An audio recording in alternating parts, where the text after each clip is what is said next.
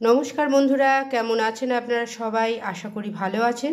তো আজকে আমি আপনাদের সঙ্গে মটরশুঁটির কচুরির রেসিপি শেয়ার করছি। শীতকাল প্রায় শেষ হয়ে এলো, এই সময় প্রচুর মটরশুঁটি বাজারে পাওয়া যায়, তাই মটরশুঁটির কচুরি বাড়িতে তৈরি করছি, আপনাদের সঙ্গে শেয়ার করছি। তো দেখুন কিভাবে আমি মটরশুঁটির কচুরি তৈরি করি। মটরশুঁটির কচুরি বানানোর জন্য অতি অবশ্যই যেটা লাগবে সেটা হচ্ছে মটরশুঁটি, শীতকালের ফ্রেশ মটরশুঁটি, বেশ অনেকখানি প্রয়োজন। আর তার সঙ্গে আমি এখানে নিয়ে নিয়েছি আদা আর দুটি কাঁচা লঙ্কা। ঝালটা আপনারা আপনাদের প্রয়োজন মতো নিয়ে নেবেন। এই মটরশুঁটি আর এদিকে আদা কাঁচা লঙ্কা একসঙ্গে মিক্সিং জারে আমি পেস্ট বানিয়ে নেব, একদম স্মুথ পেস্ট, কোনো খসখসে ভাব থাকবে না, সেইভাবে বানিয়ে নেব।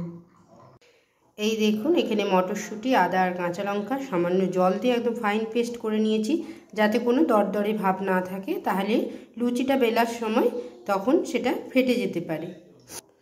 আর এদিকে আমি 1 কাপ ময়দা নিয়েছি, 1 কাপ আটা নিয়েছি 1 চামচের একটু বেশি সুজি, আর নুন আর চিনি। আপনারা চাইলে পুরোটাই ময়দায় করতে পারেন, আমি আটা ময়দা মিশিয়ে করছি। এই সব কিছুকে ভালো করে প্রথমে মিশিয়ে নেব। আটা, ময়দা আর বাকি জিনিসগুলো ভালো করে হাত দিয়ে মিশিয়ে নিয়েছি। দিয়ে এখানে আমি দিয়ে দিয়েছি রিফাইন্ড অয়েল ময়মের জন্য। আপনারা চাইলে ঘি গরম করে সেটাও এর মধ্যে দিতে পারেন, তাতেও খুব খাস্তা হয়। তো এইভাবে দিয়েছি। এবারে ভালো করে এটাকে মিশিয়ে নেব। তেলটাকে প্রথমে ভালো করে মিশিয়ে নেব। যত ভালো করে তেলটাকে সুন্দর করে এইভাবে মিশিয়ে নেবেন, তত সুন্দর খাস্তা হবে আমাদের মটরশুঁটির কচুরি। তো এইভাবে ভালো করে মিশিয়ে নিতে হবে। আর এইরকম প্রেস করলে দেখবেন এইরকম হয়ে যাচ্ছে, মুঠো হয়ে যাচ্ছে, তার মানে ময়মটা ঠিকই আছে, তেলের পরিমাণটা যেটা আমরা মিশিয়েছি সেটা ঠিকই আছে। তো এইভাবে আরও কিছুক্ষণ ভালো করে মিশিয়ে নিচ্ছি। এবারে অল্প অল্প ইসুতুষ্ণ গরম জল দিয়ে ভালো করে এটাকে মেখে নিচ্ছি। গরম জলটা ইউজ করলে নরম হবে, তাই গরম জল হচ্ছে একদম ফুটন্ত গরম নয়, ইসুতুষ্ণ গরম জল দিয়ে মেখে নিচ্ছি। এইভাবে মেখে নিয়েছি। এবার উপর থেকে কিছুটা তেল আমি দিয়ে দেবো, দিয়ে ভালো করে তেলটা মিশিয়ে নেব, দিয়ে চাপা দিয়ে বেশ কিছুক্ষণ রেখে দেব।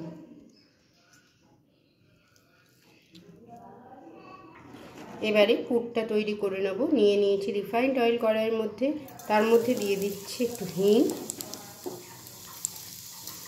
আর আমি দিয়ে দিচ্ছি জোয়ান। হিং আর জোয়ান ভাজা হয়ে গেলে এর মধ্যে আমি মটরশুঁটির পেস্টটা দিয়ে দিচ্ছি। এবারে ভালো করে এই হিং আর জোয়ানের মধ্যে জোয়ানটা ভালো করে এই মটরশুঁটির পেস্টের সঙ্গে মিশিয়ে নিচ্ছি। কিছুক্ষণ এইভাবে ভাজা ভাজা করতে থাকবো। পুরটা কিছুক্ষণ নাড়াচাড়া করার পরে এর মধ্যে আমি দিয়ে দেবো নুন। আমি সামান্য বিট নুন দিচ্ছি, তার সঙ্গে সাদা নুনও দিচ্ছি, দুটো নুন মিক্সড করে দিচ্ছি, কারণ বিট নুনের স্মেলটা বেশ এর মধ্যে ভালো লাগে। তাই এবার আবার মিশিয়ে নিয়ে আবার কিছুক্ষণ নাড়াচাড়া করব, যাতে এর মধ্যে যে পরিমাণ জলটা আছে সেটা শুকিয়ে ড্রাই হয়ে যায় একদম।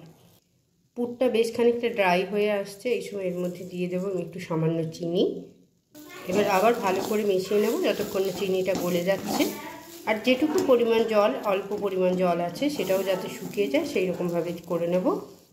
আর একদম লাস্টে প্রায় যখন ড্রাই হয়ে আসবে, তখন এর মধ্যে আমি 2 চামচ ছাতু দিয়ে দেবো, যাতে বাইন্ডিংটাও ভালো হয়, মানে কোনো রকম জল যাতে একদমই না থাকে সেইটাও হয়। আর ছাতু দেওয়ার ফলে ছাতুর যে একটা সুন্দর টেস্ট থাকে, গন্ধ থাকে, সেটাও যেন এর মধ্যে চলে আসে।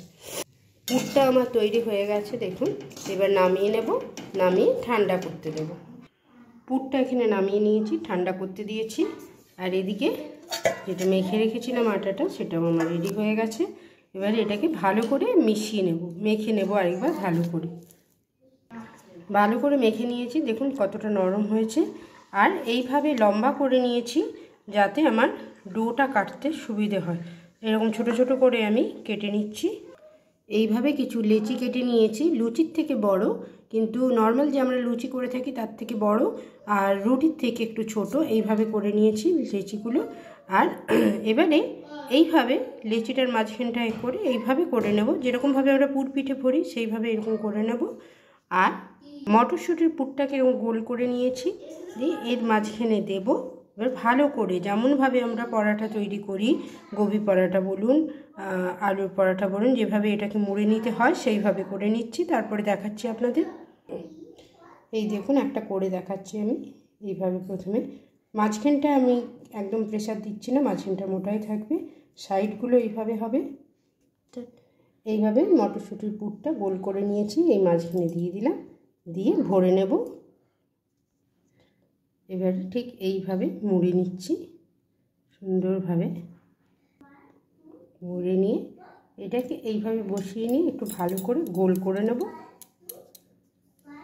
এইভাবে লেচিগুলো তৈরি করে নিচ্ছি। এবারে বেলে নেওয়ার পালা। তো এইভাবে এক একটি আমি নিচ্ছি, নিয়ে এখানে রাখলাম, দিয়ে এইভাবে একটু প্রেস করে দেব। এবারে একটা রিফাইন তেল লাগিয়ে আস্তে আস্তে লুচির মতো করে বেলে নেব, কিন্তু একদম পাতলা বেলবো না, কারণ তাহলে ফেটে বেরিয়ে যাবে। একটু মোটা রেখে আমি এগুলোকে বেলে নিচ্ছি।